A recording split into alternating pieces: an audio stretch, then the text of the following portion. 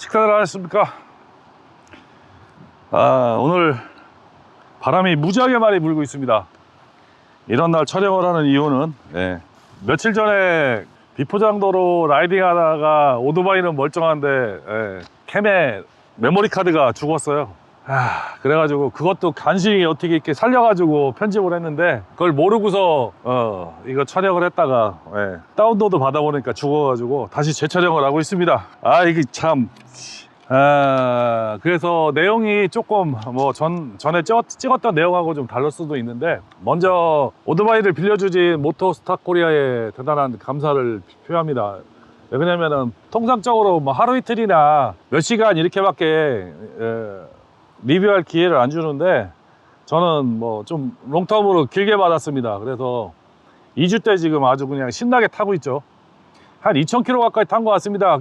매니저님께서 자료를 주시면서 CF 모토를 수입하는 모토스타 코리아를 좀 언급을 해달라고 해서 잠깐 말씀을 드리면은, 스타모토 코리아가 그냥 뭐 떨커니 생긴 회사가 아니고요. 그리고 그 전에는 YSM이라고 그 사냥모터스죠. 대만 스쿠터 GTS 뭐 보이저 125 이렇게 불렸던 스쿠터를 2000년대에 수입해서 훨씬 더 규모가 컸던, 킴코를 이겼던, 국내 시장에서 이겼던 그런 전적이 있는 회사입니다. SYM을 지금은 취급을 안 하는 게 2023년 7월부터 SYM 판권이 KR모터스로 넘어갔다고 그러더라고요. 그 전에도 여러 회사로 쪼개져 가지고 이리저리 막 팔다 보니까 SYM 시장에서의 점유율이 자꾸 떨어지긴 했었는데, 그러다가 이제 완전히 2023년도 7월 달에 KR모터스로 판권이 넘어갔다고 합니다. 근데 KR모터스가 묻으면은 뭐든지 다 실패를 하는 이상한 아주 오토바이 업계 그거 있죠. 그래서 지금 현재는 CF모토하고 존테스 그리고 보그를 국내에 정식 수입하는 국토부 공인 인증업체로 지금 활동을 하고 있죠. 여러분들 만약 뭐 존테스 스쿠터나 아니면 보그 오토바이들 뭐 요즘에 많이 돌아다니는데, 존테스 같은 스쿠터들은 지금 아마 배달업계에서도 꽤나 인증을 받는 모양이더라고요. 그러니까 국내에 수입하는 오토바이는 두 가지가 있다고 합니다. 국토부랑 환경부 인증업체가 있고요, 병행 수입 업체가 있는데, 지금 CF모토도 두 군데서 수입을 하고 있죠. 하나는 모토스타 코리아에서 하고 있는 KTM과 연계된 공장에서 만든 CF모토를 수입을 하고 있습니다. 모델은 NK, 450NK, 알차, 그리고 800NT 이렇게 수입을 하고 있는데, 이 지금 모토스타에서 수입하고 있는 450 모델이나 800 모델은 KTM에서 개발된 모델을 뭐라고 할까요? 다시 재해석해서 제작한 제품이라고 보면 되고, 그리고 CF모토가 현재 450MT도 마찬가지고 유럽에서는 KTM 대리점을 통해서 판매를 하고 있습니다. 그러다 보니까 유럽 쪽에서는 상당히 많이 팔리고 있고, 미국도 마찬가지로 상당히 판매량이 괜찮다고 그러더라고요. 왜 그러냐면은 KTM보다 가격이 엄청 싸거든요. 싼데 타보니까 KTM하고 별 차이도 없으니까 많이 팔린다는 얘기를 하더라고요. 그렇습니다. 그래서 어떻게 보면은 중국 물건들을 수입하는 업체들이 낙가마들이 많아요. 싼 거 그냥 막 우락 수입했다가 안 팔리면 간족 치워버리고 서비스 나몰라라 그렇게 하는 업체들이 많은데, 이 모토스타 코리아에서 수입하는 제품들은 그렇게 하지 않는다. 왜 그러냐면 예전에도 SYM이 킹코를 이겼던 가장 큰 무기가 뭐였냐면은 AS거든요. 빨리 고쳐주고 부품 수급도 잘하고, 이걸 제가 피부로 느꼈던 것이, 제가 킹코 스쿠터를 2년 탔습니다. 수리하는데 아주 그냥 똑같은 부품인데 SYM하고 킹코하고 거의 부품 가격이 한 1.5배에서 2배 가까이 차이가 납니다. 수리하려고 하면은 한 일주일씩 걸리는 거예요. 그러니까 지역 대리점에서도 부품을 안 가지고 있고 구하기가 힘드니까 지역 대리점에서 어떻게 하느냐, 주변 대리점에 막 구걸해 가지고 부품을 거기서 보유하고 있는 거 가지고 들어와서 수리해주고 막 그랬던 아주 안 좋은 추억이 있습니다. 뭐 이렇게만 넘어가겠습니다. 이 오토바이도 지금 여기 보면은 수입이 인증차라고 써 있어요. 이게 뭐냐면은 국토부에서 하고 환경부에서 환경인증 받을 때 썼던 오토바이예요. 이 오토바이는 뭐 100대 미만으로 수입하면은 뭐 2대인가 그렇고, 수입하는 그 랜덤 인증해야 하는 오토바이 숫자가 있습니다. 근데 이렇게 환경 인증 쓰면은 이렇게 리뷰 돌리고 이 오토바이 어떻게 해요? 결국 중국으로 팔아야 되겠죠. 그만큼 업체에 손해가 나겠죠. 인증한 업체하고 차이는 있다라는 걸 말씀을 먼저 드리고 시작을 하겠습니다.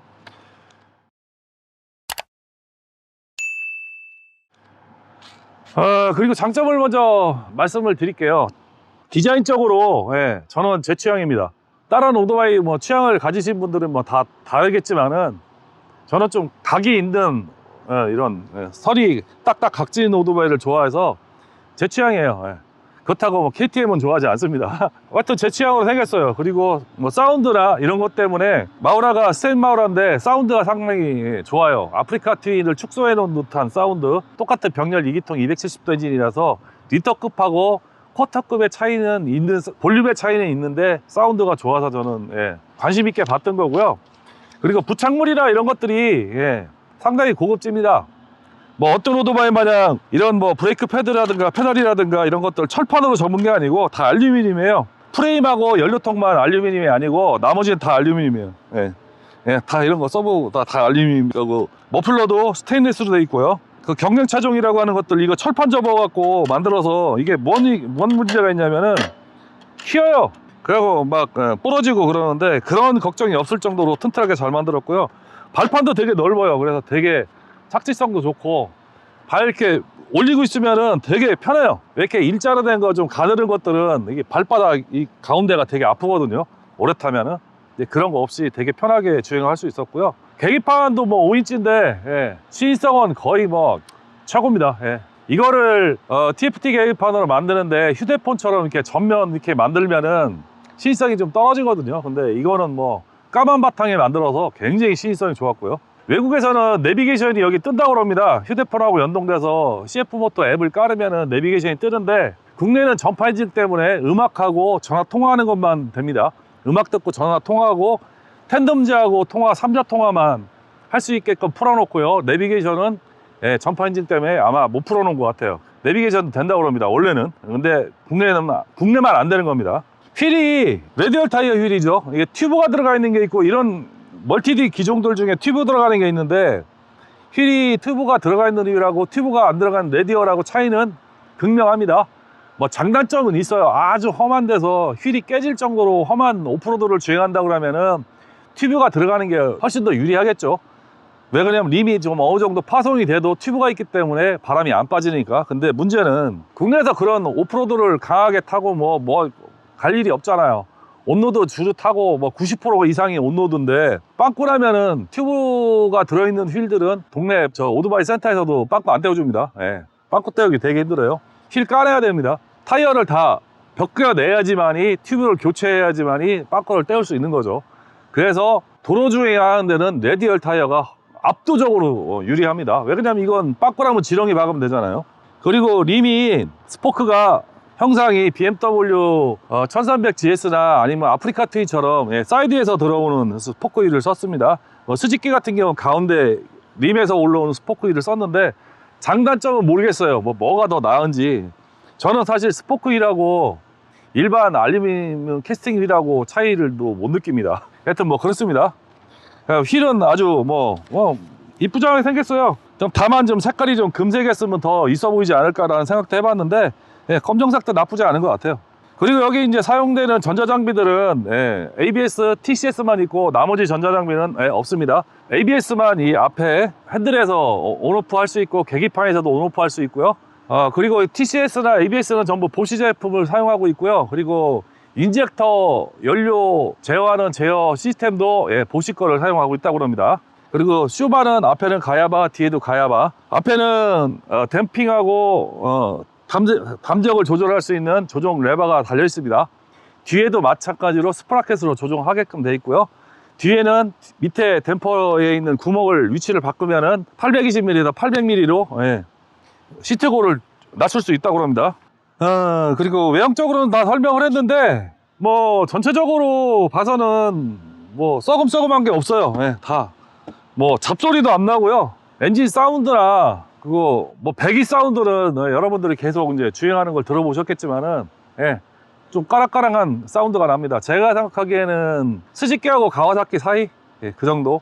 그렇게 하고 정지 시의 사운드는 아주 혼다처럼 매끄러운 소리는 아닌데 약간 까락까락한 소리가 나요. 그것도 마찬가지로 스즈키하고 가와사키 그 중간 정도 되는데 달리면은 RPM이 올라가면은 그런 느낌이 전혀 안 들어요. 그리고 뭐 엔진 잡소리가 이게 인증 차량으로 사용했던 거기 때문에, 그리고 리뷰 차량으로 제가 받은 게 한 3,800km 정도에 받았는데 이거 뭐 그 전에 인증할 때나 아니면 리뷰 차량으로 사용할 때 엄청나게 땡겼다는 얘기죠. 근데도 엔진 상태가 뭐라고 그럴까, 조용해요. 달릴 때는 더 조용하게 느껴지고, 서서 주행할 때도 그렇게 뭐 타이밍 벨트가 치는 소리라든가 뭐 캠축이 치는 소리라든가 이런 뭐 잡소리는 없습니다. 그냥 순수하게 엔진 돌아가는 소리만 나고요. 아주 매끄러운 소리는 아니에요. 약간 좀, 그래도 좀 까랑까랑한 그런 맛이 좀 있는데, 문제는 진동이 아예 없습니다. 세워놓고 이렇게 잡고 이렇게 바디를 만져보면은 아예 진동이 없어요. 1도 없습니다. 심지어 여기 달아놓은 저기 핸드폰 거치대가, 이게 저기 충격 방지 핸드폰 거치대가 덜렁덜렁 하거든요. 이게 안 떨어요. 이거 미라주에 달려있을 때는 막 덜덜덜덜덜 떠는데, 여기서는 안 떨어요. 친구도 깜짝 놀라더라고요. 옆에 서갖고 보면, 야, 핸드폰 거치대가 안 떨린다? 너 되게 조용한가 보다 그러는데, 실제적으로 엔진이 돌아갈 때 시내 주행하고 그러면 이제 팬이 돌아가잖아요. 팬이 돌아가는 소리, 그 진동이 오히려 올라와요. 그 진동은 이 카바, 요게 지금 이 까만 부분이 연료통이고, 이 연료통 카바거든요. 연료통 카바가 미세하게 진동을 합니다. 왜 그러냐면 이 연료통 카바 요 바로 밑에 라지에타 팬이 들어있기 때문에 아마 그쪽으로 해서 진동이 살짝 올라오는데, 그냥 팬 돌아가는구나, 그 정도. 엔진 소리, 엔진 느낌보다 이 팬 돌아가는 느낌이 더 크게 느껴질 정도고, 그리고 주행 중에 시내 주행이나 하면은 라지에타가 돌아가고 그러면은 바람이 나한테 허벅지나 뭐 아니면 종아리로 날라오잖아요. 근데 이게 되게 신기하게 생각한 게 뭐냐면은, 지금 나올 구멍이 이쪽이거든요. 여기나 이 두 군데로 아마 냉각팬 나올 텐데, 냉각팬이 바로 요 앞에 있어요. 여기 있거든요. 사람한테 바람이 1도 안 옵니다.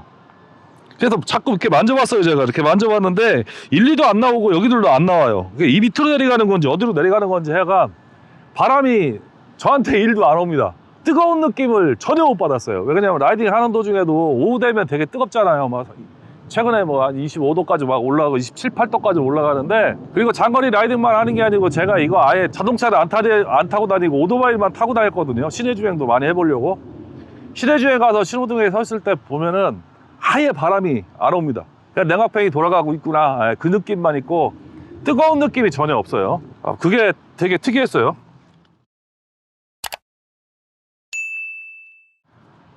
그리고 기어비를 말씀을 제가 장점으로 많이 말씀을 드리는데, 일단 뭐 클러치는 CF모터에서 자체적으로 생산하는 슬리퍼 클러치가 들어간다고 합니다. 근데 1, 2, 3단은 오프로드용이라고 생각하시면 되고, 웬만한 언덕길은 2단 아니면 3단으로 다 올라가고요. 1단에서 출발할 때 여러분들 시동 많이 꺼먹는다고 긴장하시고 그러잖아요. 시동 안 꺼집니다. 저 한 번도 안 꺼뜨렸습니다. 이유가 그냥 평지에서는 클러치만 놓으면은 스물스물 오토바이가 가요. 그리고 시내 주행에서 1, 2, 3단 서행할 때 굉장히 부드럽습니다. 되게 편해요, 기어비가. 그리고 4, 5, 6단은 이제 고속 주행할 때, 시외곽으로 나갈 때, 4단은 거의 막 저기 600마지기, 아니 안반대기나 이런 올라갈 때 코너에서 이렇게 한 번씩 써먹을까 거의 5단, 6단 주행을 했습니다. 그냥 5단, 6단 주행하면 돼요. 코너에서도 5단 안 바꾸고, 강릉에서 안반대기까지 가는 언덕배기를 계속 6단으로만 올라갔으니까, 그래도 미들급에 비해서는 추력은 떨어지는 건 사실인데, 그래도 충분한 추력을 받고 갑니다. RPM이 3000rpm이면 한 60km 정도 나오고요. 7000 정도 나오면 한 120km 나오는데, 60km에서 120km까지가 6단으로 다 돼요. 여기서 지리산 가는 것도 솔직히 출발해서 가면은 신호등 안 걸린다 그러면 6단으로 다 갈 수 있을 것 같은 그런 느낌. 되게 편해요. 그리고 8500이 레드존인데 8500 되면 한 140km 거기서 딱 끊어지는데, 하여간 뭐 레드존까지 가는데 힘이 빠지거나 그런 구간 없이 그냥 RPM 게이지가 한 3000만 넣으면은 땡기면 그냥 등간격으로 쫙쫙 올라가요. 이게 되게 부드럽게 올라가요. RPM 게이지가 없으면은 내가 고 RPM을 쓰고 있다는 느낌이 전혀 안 들 정도로 엔진이 부드럽게 잘 돌아갑니다. 그게 가장 큰 장점인 것 같아요. 근데 이제 최고속이 레드존에서 140 정도 나오니까, 최고속으로 이제 더 만끽하고 싶은 분들이라면은 방법은 있어요. 뭐 스프라켓을 큰 걸로 바꿔준다든가, 뒤를 작은 걸로 바꿔준다든가, 이런 식으로 개조를 한다 그러면 뭐 한 시속 20km 정도는 올릴 수 있을 것 같은데, 대신에 오프로드에서 1, 2, 3단의 장점은 사라지겠죠. 감안하셔갖고 하시기 바랍니다. 그리고 서스펜션 아까 말씀을 잠깐 드렸는데, 뭐 리바운드 댐핑 조절이 되는 서스펜션이고, 전체적으로 되게 짱짱하게 튜닝이 되어 있습니다. 뭐라고 표현을 제가 했었냐면은 라이딩 하다가 이거는 WRC카처럼 튜닝이 되어 있다. 온로드하고 오프로드를 동시에 달릴 수 있게 튜닝이 되어 있기 때문에 되게 짱짱하게 튜닝이 되어 있다. 그리고 일반적인 이런 멀티 기종이나 아니면은 뭐 오프로드 기종을 많이 타본 건 아닌데 한두 번 이렇게 주행을 해보면은 완전히 뭐 파리다카르 랠리처럼 리바운드 댐핑이면 이렇게 훅훅 서스펜션이 들어갔다 나왔다 하거든요. 그리고 브레이크를 잡으면은 앞에 노즈 다이브가 굉장히 심하게 나는데 얘는 노즈 다이브가 그렇게 많지는 않을 정도로 짱짱하게 돼 있습니다. 노면을 거의 안 타요. 뭐 조그만 포트홀이라든가 뭐 이런 것들, 특히 과속방지턱 뭐 이런 거 넘어갈 때는 궁뎅이만 살짝 들어주면은 그냥 토록 하고 지나갑니다. 그리고 잔떨림이 처음에 제가 리뷰할 때 잔떨림이 들어온다고 말씀을 드렸었는데 앞뒤 타이어 최대 공기압이 41 psi더라고요. 근데 앞 타이어가 47인가 들어있고 뒷 타이어가 46인가가 들어가 있었어요. 걔가 둘 다 41로 맞추니까 그 현상은 싹 사라졌습니다. 비포장을 가시면은 공기압을 더 빼고 가시면은 훨씬 더 부드럽게 주행을 하실 수 있을 것 같아요. 제가 뭐 비포장을 굉장히 많이 주행을 해본 건 아닌데 대신에 이제 약간 언덕배기가 있는 비포장을 주행을 했는데 거의 뭐 계속 3단으로 갔고요. 속도는 한 30km. 근데 돌멩이가 이렇게 작은 돌멩이가 있는 게 아니고 큰 돌멩이도 있었고 막 그런데 밟고 가도 서스가 못 이겨서 쿵쿵 튄다든가 그런 느낌은 전혀 없었습니다. 하드테일 자전거로 지나가는데 이렇게 막 터덕거려 갖고 앉아서는 도저히 못 갈 때를 얘는 그냥 제가 앉아서 주행을 해도 편안하게 주행할 정도로 서스펜션 성능은 괜찮았습니다. 온로드에서는 거의 뭐 최고라고 볼 것 같아요. 왜 그러냐면은 이렇게 짱짱하고 부드럽게 세팅하기가 이게 쉬운 게 아니거든요. 어떤 것들은 싸구려들은 진짜 뭐 흥청흥청 하는데 뭐 도로에 잠 떨리면 다 올라오고 딱딱하다고 그러니까 막 노면을 다 타고 가고 막 이런 서스펜션들이 많은데 그 중간을 아주 교묘하게 잘 탄 것 같아요. 부드러운데도 짱짱하고 그리고 강합니다. 그리고 서스펜션도 일반적으로 여기 이런 급의 쿼터급 멀티에 들어있는 서스펜션보다는 훨씬 더 고가의 가야바제가 들어가 있다는 거. 다만 이게 반깍두기라 갖고 코너를 심하게 한다든가 아니면은 빨래판을 만나면은 조금 그렇습니다. 빨래판을 만나면은 통상 로드 타이어는 일자로 이렇게 가는데 이렇게 한 칸씩 두 칸씩 이렇게 밀리는 느낌이 나거든요. 근데 얘는 좀 불규칙하게 밀립니다. 속도가 빠를수록 더 심해요. 그러니까 빨래판을 만나시면은 조금 속도를 줄여줄 필요는 있습니다. 그리고 시트고는 820인데 뭐 800으로 줄이면은 동급 최고로 낮은 거죠. 이거보다 더 낮은 시트고는 없을 거라고 생각을 하고요. 이게 지금 오토바이 빵이 거의 리터급의 아주 그냥 그 뚱뚱한 오토바이 수준으로 앞에가 두꺼워요. 근데 여기는 좀 얇습니다. 그래서 시트에 발 내리기가 되게 편하고 가운데가 좀 낮죠. 그리고 뒤로 갈수록 약간 높은데 모르겠습니다. 왜 이렇게 만들었는지는 모르겠는데 이제 제가 이 멀티 기종을 처음 타봐서 보통은 이렇게 수평으로 이렇게 만들 것 같은데 키가 좀 크시면은 뒤에 앉으시면 되고 짧으면은 앞에 앉으시면은 됩니다. 저 같은 경우는 뭐 양발 착지가 뒤꿈치가 약간 뜨는 정도 착지가 되는데 오토바이가 가벼우니까 그 착지되는 게 뒤꿈치가 뜨면 좀 불안할 것도 같은데 그냥 저는 가랭이도 끼고 후진도 하고 다 해요. 가벼우니까 가랭이도 끼고서 놀기가 되게 편하니까 뭐라고 표현해야 될까? 오토바이 쉽게 탈 수가 있다? 그런 느낌이 들어요. 제 미라주 같은 경우는 이렇게 세워놓고 흔들면은 이게 안 흔들리거든요. 핸들이 이렇게 안 움직여요. 앞에 저희가 무게가 많이 실려서. 근데 얘는 되게 헐렁헐렁 하잖아요. 그럼 달리면은 얘가 공중에 뜨지 않을까, 불안하지 않을까 이렇게 생각될 수도 있는데 실제 되고 달리면 오토바이가 착 가라앉습니다. 핸들이 쉽게 안 움직여요. 고속으로 달리면 달릴수록 핸들이 무거워져요. 되게 희한한 경험을 했고, 또 한 가지 바람 불고 그러면은 고속으로 달리면은 바람을 이렇게 부딪히는 느낌이 납니다. 바람을 이렇게 밀고 간다는 느낌이 나거든요. 근데 얘는 앞에가 되게 또 좁아요, 여기가. 그래서 그런지 바람을 가르고 갑니다. 가르고 간다는 느낌이 나고, 심지어는 국도 달릴 때 맞바람이 이렇게 어떤 계곡을 이렇게 가는데 맞바람이 이렇게 치면은 미라주 같은 경우는 앞에가 흔들리면서 휘청휘청 하거든요. 근데 얘는 그냥 뚫고 갑니다. 근데 얘도 이제 측풍을 받으면, 옆에서 이렇게 바람을 받으면은 그건 정답이 없더라고요. 그리고 가볍다는 얘기는 드라이웨이트가 175kg인가 그럴 겁니다. 그리고 여기다 뭐 엔진오일 다 집어넣고 그러면은 엔진오일 2.5L 들어가는데 다 집어넣고 그러면은 195kg가 나가는데 195kg면은 가벼운 건 아닙니다. 기본 쿼터급 오토바이들도 뭐 레벨 500도 한 190km 정도 나가죠. 레벨 500에 앉았을 때 느낌하고 얘 앉았을 때 느낌이 어떠냐고 말씀을 드린다면은 얘가 더 가볍게 느껴져요. 레벨 500은 시트고만 낮을 뿐이지 좀 묵직한 느낌이 나거든요. 뭔지 모르겠는데, 근데 얘는 되게 가볍다는 느낌이 나요. 그런 뭐 무게 가벼움, 예, 그런 것도 있고요. 또 한 가지, 크러치가 아우 이거 뭐 장난감이 장난감. 제가 여태까지 오토바이 뭐 많이 타보진 않았지만은 예전에 가스가스라는 그 오프로드 오토바이를 잠깐 타보라고 그래갖고 그게 뭐 시트가 한 900 가까이 되는데 타봤는데 그 수준까지는 아니더라도 손가락 한 개로도 움직일 수 있어요. 심지어는 신호등에 섰을 때 중립으로 빼기 귀찮아갖고 그냥 크러치 잡고 있어도 아무 부담이 없습니다. 그 정도로 크러치가 가벼워요. 브레이크나 크러치나 똑같이 레바 유격 조절하는 장치가 다 달려있고, 그렇기 때문에 뭐 초보자도 간격 좁여갖고 타면은 되게 편할 것 같아요.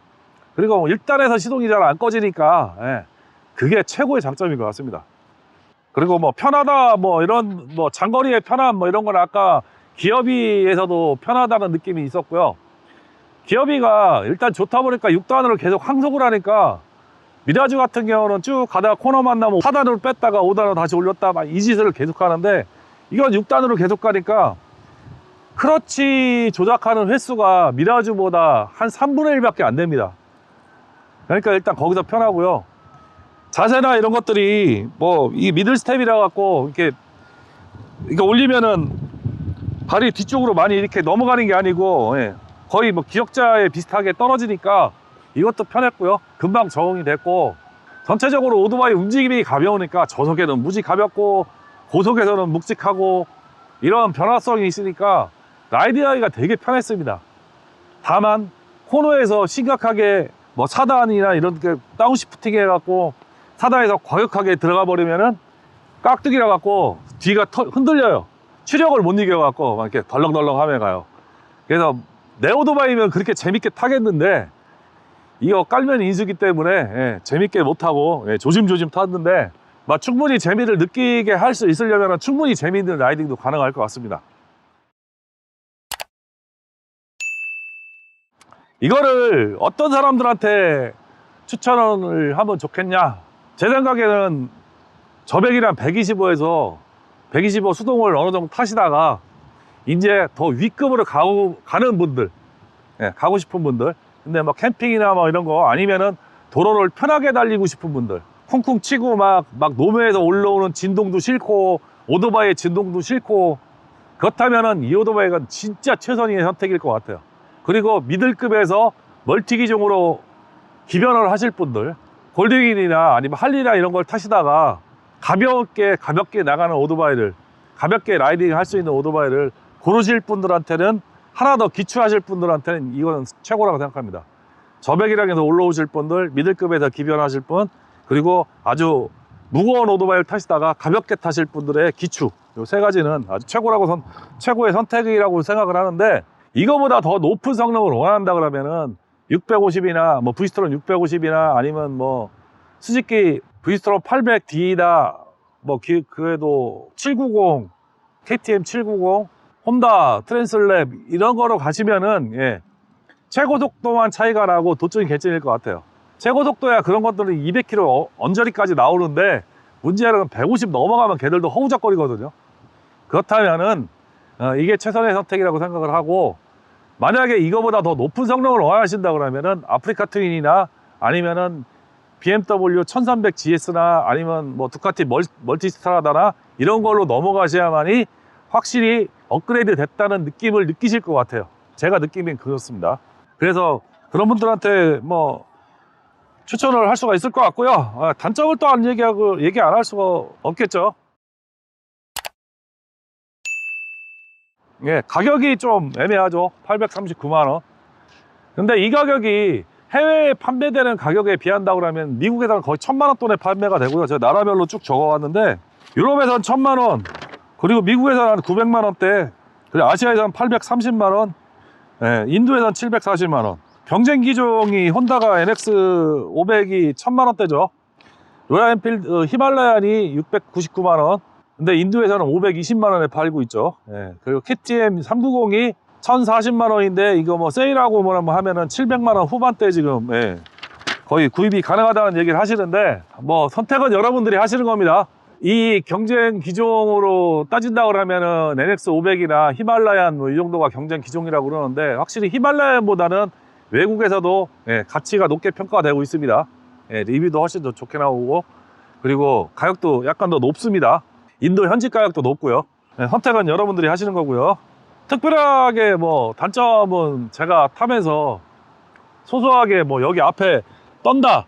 근데 로드를 달릴 때는 이 앞에 윈드스크린이 떤다는 느낌이 안 들었는데 비포장 가니까 여기다가 뭐 다르니까 좀 덜렁덜렁 하긴 하는데 예, 그런 얘기. 그리고 여기 로 프레임에 밑에 프레임에 물이 찬다 그래갖고 밑에다 뭐 구멍을 뚫으면 된다 뭐 이런 얘기 하고 있는데 아직까지는 작년 3월 달에 발매가 된 제품이기 때문에 아직까지는 특별하게 단점이 나오지는 않습니다. 이 뭐 내구성을 굳이 얘기한다고 그러면은 제가 자료를 달라고 그랬는데요. 일단은 엔진이 단조 피스톤이고요. 그리고 흑연 코팅을 했답니다. 마찰을 줄이기 위해서 흑연 코팅을 하는데 단조 피스톤에 흑연 코팅을 해갖고 사용하는 회사가 이탈리아의 말레라는 회사가 있습니다. 이 회사를 제가 어떻게 하냐면은 엔진톱에 많이 쓰는 피스톤이에요. 그리고 실린더도 세라믹 전착도금 실린더를 사용을 하고 있고요.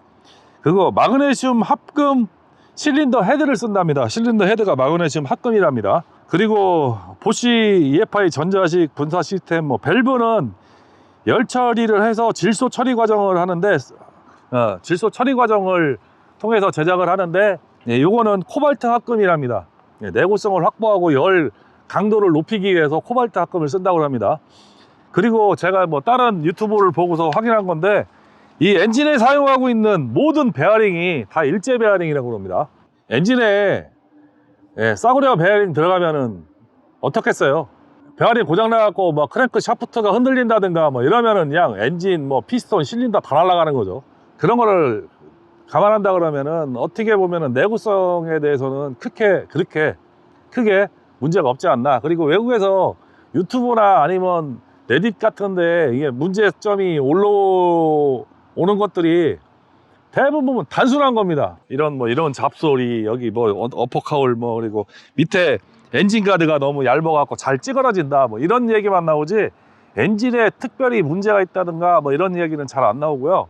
CF 모터에서 오토바이를 빌려줘갖고 10,000km를 넘게 탔는데 엔진을만 가르니까 잘 갈아주는 5,000km마다 한 번씩 갈아주니까 엔진은 안 퍼졌는데 너 하도 넘어져갖고 이제 이런 언더카울 이런 것만 조금 금가고 깨졌다 그런 얘기만 할 정도로 엔진 내구성은 좋다고 그럽니다. 그 친구가 얘기하기로 좀비급이라고 그렇게 얘기하더라고요. 국내에서 태백에서 진행한 6시간 내구 레이스에서도 이 엔진 가지고 이거하고 똑같이 사용하는 그 알차 엔진 가지고 2, 3, 4위를 다 동시에 석권했다는 얘기를 하는 거 보니까 엔진 내구성은 충분히 확보된 것이 아닌가, 여러분 타기에 크게 문제가 없지 않은가 그렇게 생각이 되고요. 가장 큰 문제점은 CF 모터라는 상표를 달고 나온 게 가장 큰 문제점인 것 같아요. 그리고 국내에 이제 아직은 AS망이나 아니면 판매망이 구축이 안 됐다는 게 문제점일 것 같고요. 만약에 이 오토바이가 BMW나 아니면 두카티나 혼다 마크를 달고 나왔다, 여기 CF 모터라고 안 써있고 아무것도 안 써있다, 이 스티커 뺏겨내면은 과연 이게 839만원짜리가 될까라는 생각을 해볼 수가 있겠죠. 그렇습니다. 뭐 일견에서는 그런 얘기도 있더라고요. KTM이 부도난 게 CF 모터 450NT하고 850NT를 유럽에서 KTM 매장을 통해서 판매를 하면서 KTM이 판매에 상당한 타격을 입었다 이런 뭐 얘기를 하는 일부 기사도 있고 뭐 일부 레딧에서도 많이 얘기하던데, 그래갖고 올해부터는 CF 모터 부품을 취급을 AS를 KTM 대리점에서 안 해주기로 결의를 했답니다. 유럽 대리점 협회에서. 그럴 정도로 인정을 받는 거라면은 제가 보기에는 괜찮은 선택이 되지 않을까 싶고요. 부착물들이 이제 멀티를 타다 보면 부착물이 많이 붙어야 되잖아요. 뭐 여기 3박스도 붙어야 되고 뭐 이런 뭐 여기 가드 뭐 엔진 보드 뭐 여기 뭐 다 이게 있잖아요. 근데 이게 유럽에서 많이 개발돼서 이 CF 모터 전용도 많이 나옵니다. 앞에 윈드스크린 뭐 이런 것들이 국내에도 많이 판매가 되고 유럽에도 상당히 많이 판매가 되고 있고요. 또 알리 보시면 알리나 뭐 저기 테무에 보시면은 되게 많아요. 꽤 많이 팔린 기종이기 때문에 그런 것들이 기본 장치들이 상당히 많이 저렴하게 판매가 되고 있기 때문에 여러분들이 그런 거 구하는 데는 크게 문제는 없을 거라고 생각을 합니다. 이런 뭐 부수 액세서리나 이런 것들 저렴하게 구할 수 있고, 그리고 고급진 주행 능력이라든가 좀 제가 보기에는 저렴해 보이지는 않습니다. 예. 상당히 충분한 가치가 있는 주행 성능이나 아니면 전체적인 만듦새라고 저는 생각을 해요. 뭐 인도산하고 많이 비교들 하시는데 인도산을 국내에서 싸게 팔 뿐이지, 글쎄요, 이거하고 비교할 만한 이런 뭐 부착물이나 그런 것만 봐도 이거하고 비교할 만한 제품은 좀 어렵지 않을까 싶은 생각이 드는 게, 그거는 걔들이 처음 올해 생산하는 막말로 얘기해갖고 순행을 처음 만들어 본 엔진이고, 얘들은 꽤 오래전부터 한 10년 전부터 순행 엔진을 만들었던 애들이기 때문에 나름 기업 노하우나 기술력에서는 이쪽이 훨씬 더 우위에 있지 않을까라는 생각도 있고, 또 한 가지는 얘는 2기통이에요. 경쟁 모델은 1기통이고 제작 단가나 이런 걸 본다고 하면 2기통이 훨씬 비싸겠죠. 성능면에서 1기통이 2기통을 따라올 수 있고 없고 2기통이 4기통을 따라갈 수가 없습니다. 그거는 만고의 진리입니다. 같은 조건으로 만든다고 하면은 태생적으로 따라갈 수 없는 한계는 있습니다. 그리고 진동이나 그런 것들이 1기통 엔진은 단기통은 진동이 없을 수가 없어요. 뭐 한 3000 아래에서의 진동, 3000 rpm 아래에서의 진동이나 6000이 넘어가면은 고속으로 넘어가는 상황에서의 진동은 굉장히 심각합니다. 많이 와요. 고속으로 가면 갈수록 진동 겁나 옵니다. 여러분 슈퍼커브 타보시면은 슈퍼커브 막 당기고 막 풀드 스로틀링하고 뭐 어디 4차선 나가면요, 궁뎅이고 발바닥이고 손이고 막 저릿저릿하죠. 얘는 그런 진동이 1도 없습니다. 저도 미라조 진동이 있어가지고 진동을 잡기 위해서 굉장히 노력해서 지금은 진동이 잡혔지만은, 심지어 발바닥부터 엉덩이로 해서 손까지 진동이 굉장히 타고 올라오는데 그런 진동이 1도 없어요. 뭐 고동감이라는 얘기를 말도 못 꺼낼 정도로 아예 진동이 없습니다. 아예. 제가 그랬잖아요, 여기 팬 돌아갈 때 이 진동이 제일 크다고. 그 정도로 아예 진동이 없는 오토바이고, 그런 걸로 본다 그러면은 굉장히 밸런스를 잘 맞춰서 만드는 엔진이고요. 제가 생각하기에는 고속으로 돌리는 거는 지금 뭐 레볼 500 엔진이 어차피 뭐 이 회사에서 존테스에서 만든 거잖아요. 그 엔진보다도 이 엔진이 더 안정감이 높지 않을까 싶은 생각도 듭니다. 가장 큰 단점은 CF 모터를 달고 나온 게 가장 큰 단점인 것 같아요. 하여간 일단 뭐 여러분들이 판단하시기에 제가 보기에는 급이 다른, 거의 혼다 NX 500이나 그런데 비빌 만한 급이라고 저는 개인적으로 생각을 하고 싶습니다. 뭐 그렇습니다. 오늘 뭐 리뷰는 이 정도로 마치겠습니다. 제가 뭐 한 2000km 가까이, 2000km 조금 넘게 앞으로 타고 반납할 예정이고, 지금 현재까지 2000km를 탔는데 그에 대한 총평을 오늘 좀 말씀을 드렸습니다. 시청해 주셔서 감사합니다.